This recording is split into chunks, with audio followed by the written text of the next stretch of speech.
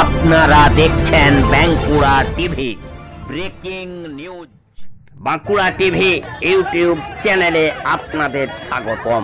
Bankura TV YouTube চ্যানেলের chief editor the tiger journalist দাদা উত্তম দে তুলে ধরছি কালিয়াগঞ্জের তৃণমূল প্রার্থী আলিফা আহমেদ এর সমর্থনে ভোট প্রচারে সায়নী ঘোষ।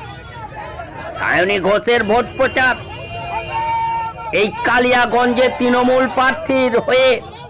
কিন্তু এখানে একটা প্রশ্ন, এখানে বিশ্লেষণ যে মাননীয় মুখ্যমন্ত্রী, সে কম্পার্টমেন্টাল মুখ্যমন্ত্রী যদি বলেন পশ্চিম বাংলায় উন্নয়নের জোয়ার বইছে, তাহলে ভোট প্রচারে এত যারা বড় বড় ভোট কুশলীদের কেন, সায়নী ঘোষ কেন?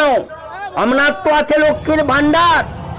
আপনি তো বলেছিলেন বা আপনার দলেরও সকলেই বলে যে লক্ষ্মীর ভান্ডারই হচ্ছে আমাদের ভরসা। তাহলে ভোট প্রচারে সায়নী ঘোষ কেন? ভোট প্রচারে এই তারকাদের কেন?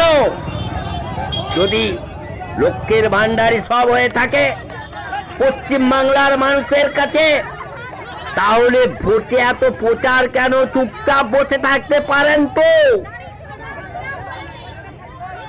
সেই বসে থাকলেই দেখবেন ভোট বক্সে ভোটের দিন আপনাদের পক্ষে মানুষ ভোট দেবে, রায় দেবে।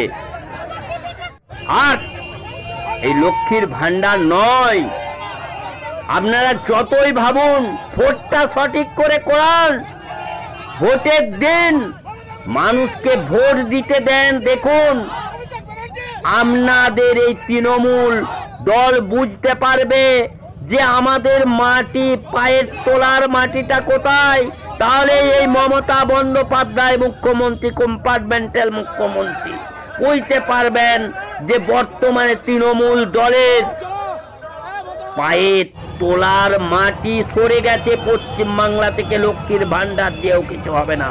যদি লক্ষ্মীর ভান্ডার সব ভরসা হয়ে থাকে, তাহলে এই প্রচার কেন? কোনো প্রচারের প্রয়োজন ছিল না।